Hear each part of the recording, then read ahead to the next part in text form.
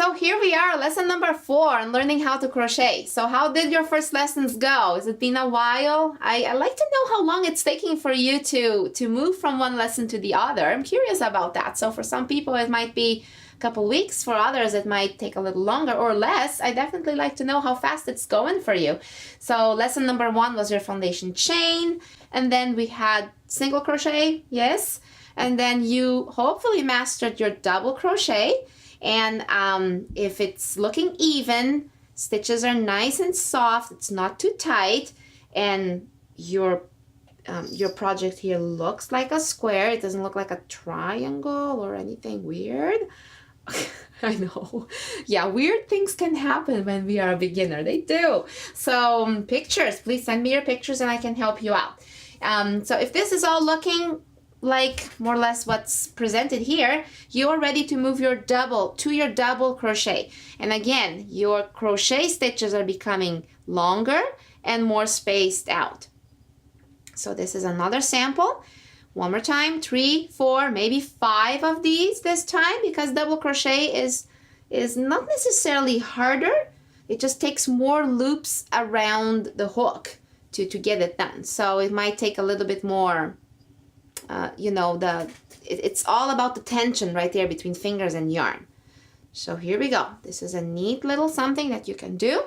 And if you like my channel, please subscribe, tell others about it. And if you're having a good time learning how to crochet, again, yes, tell others about it and have them learn. Crochet is for everybody. There's no one here that really should not do crochet. So go tell your friends, give them the things you're making for them. They'll be delighted. And if they're like, oh, how are you doing this? Send them to this cool YouTube channel here and they can learn as well. So let's get going. Here is our cotton thread. No, not thread, yarn. It is a 5mm hook. We leave about 12 inches to the side. Wrap the yarn around your fingers. You should be a pro at this already, right?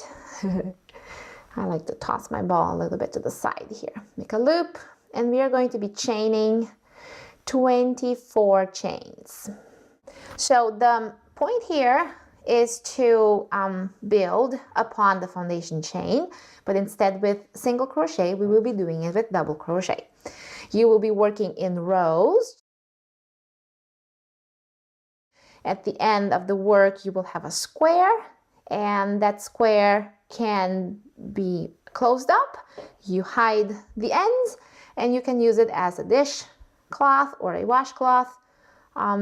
Or if you don't like it, doesn't look like it's worth keeping, you open up your work and you just try it again until you have even and smooth looking crochet stitches. You'll get there, just gotta be a little patient and determined, okay? So for single crochet, you had to look for the second chain from the hook, which would be right there. For double crochet, you have to be looking into the 4th chain from the hook. So here's 1, 2, 3, 4. So that's the spot. Now the difference between single crochet and double crochet is that now for double crochet you have to loop the yarn around your hook first. First thing, before you insert the hook in the chain, you loop the yarn around your hook, and then you look for the 4th chain from the hook. 1, 2, 3, 4. There it is. Insert the hook into that chain, and you will loop the hook around the yarn again and bring it through that chain. Now you have 3 loops on your hook. You have to loop your yarn around the hook again, and you will bring that yarn through the first 3 loops.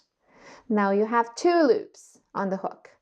One more time, bring the yarn in and through those last 2 loops. That's your single crochet formed. Double crochet formed right there. So you worked on the 4th chain from the hook, and now you move on doing those same movements in each one of the chains until you get to the end of the row. And then we count again how many single crochets you got. There we go.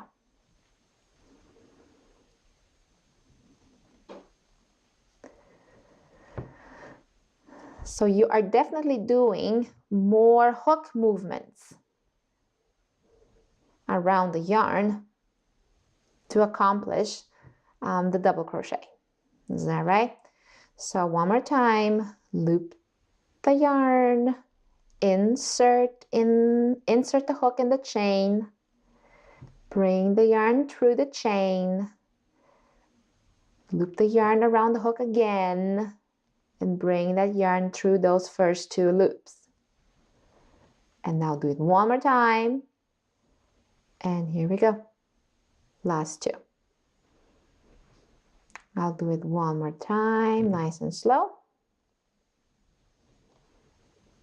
Meanwhile, your yarn is moving freely between your fingers, and it is just nicely held right there. It's not too loose, not too tight. Keeping the tension of the yarn right here between the finger and the hook perfectly, just perfectly right. You gotta have that tension there, because if you don't, hang on, I'm gonna do that again. If you don't have that tension and it's too loose or too tight, crocheting will be somewhat difficult.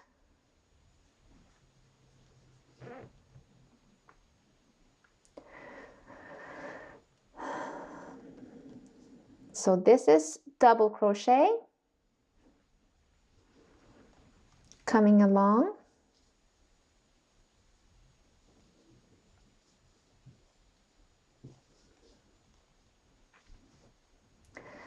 So there is really nothing else I can tell you here other than doing a lot of loops around the yarn, keeping the tension correct, and making sure that the stitches look even and smooth. And just like single crochet, at the top of the stitches you will see a chain forming, and that's always important to see, because you will need that once you go into the second row. You will need to see them.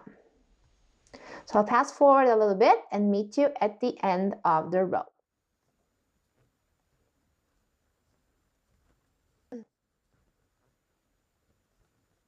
Here we go. Last 2. And one more. There is your first row completed. So it's now time for us to count how many stitches I made. So technically I double crocheted 1, 2, 3, 4, 5, 6, 7, 8, 9, 10, 11, 12, 13, 14, 15, 16, 17, 18, 19, 20, 21. I chained the 24. I inserted my hook into the 4th chain from the hook, which was right there, and I crocheted 21 double crochets. Now you might be thinking, what about this here? So you can tell that those were the chains that just tugged along with your hook as you inserted the hook right here on the 4th chain from the hook to do your first double crochet. And you will notice also that they actually are just as tall, as wide as a normal, as a double crochet. So that's why we will consider these chains here as a double crochet. So technically you double crochet 21, but in practicality you have actually 22 if you add that one. I say that because from now on when we turn, instead of just chaining 1 like we did for single crochet, we have to chain 3. 1, 2, 3. And then we will turn around and we will find that same spot. Remember that last double crochet you did here? Right there. That is the one we are looking into the other side. There it is. So you chain the 3, you do your double crochet right there. Remember to always catch both loops. Hope you can see that. See both loops. Careful that you don't do just one by mistake, right? Or just the back one. Not that that's like a terrible thing to do. Depending on what project you will do in the future, the patterns will ask you to do that. To double crochet or to single crochet or whatever stitch you're doing into the first loop alone or the back loop alone, but that's depending on what pattern you're doing. For this specific purpose here, we insert the hook into both loops right there. But let's do the loop around the yarn first. There it is.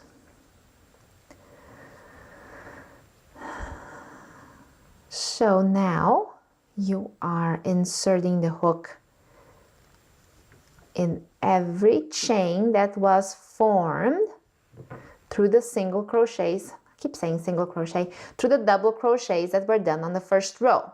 They form these chains. So when you turn around, exactly inside those chains is where you will be inserting your hook to make another row of double crochet. So what happens here with that chain 3 that we did before we turned around? So it will become your first double crochet, just like, let's see, the guy right here in the beginning.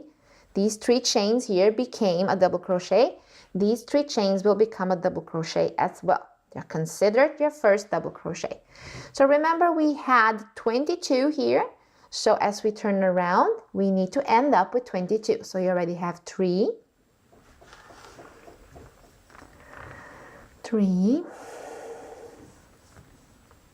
4,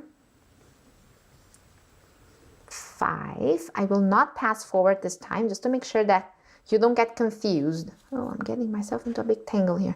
That you don't get confused with this first chain here and here.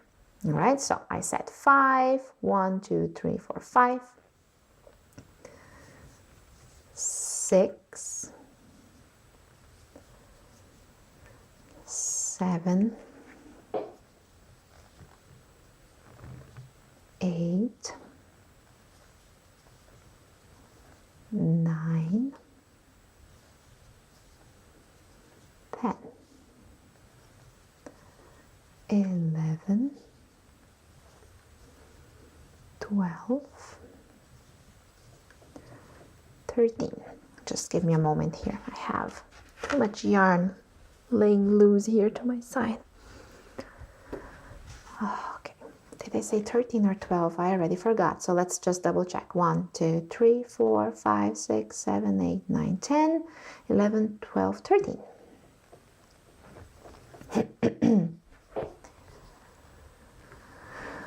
And 14,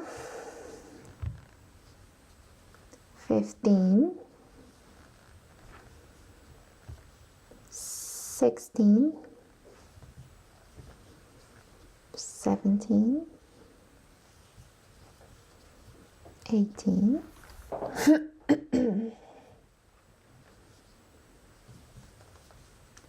19, 20, 21, and 22. There we go. So we found the 22. So your last stitch was right there on top of that first double crochet that you did way here in the beginning. Okay? Now we will chain 3 again. 1, 2, 3, and remember, where are we inserting? Right there, but on the other side. So we did the 3 chains and we looped the yarn around, and there it is. And here we go. Remember that that chain 3 is your first double crochet. So 1, 2, and you move along. 3. At the end of the row, you need to always have 22. So here it is. I actually made 12 rows. 1, 2, 3, 4, 5, 6, 7, 8, 9, 10, 11, 12. So this is it. So thank you for watching. I hope this is being an enjoyable experience. So let me know how things went. If you have difficulties, I can try to maybe help you. Usually a picture will give me a clue of what's going on if your work is not working at all. So send me your comments, and I would love to see your new creations. All right, so this is it. Let's cut it, and one more sample finished. So do a couple of these until you feel like your work looks even and equal throughout the rows. All right, so thank you for watching.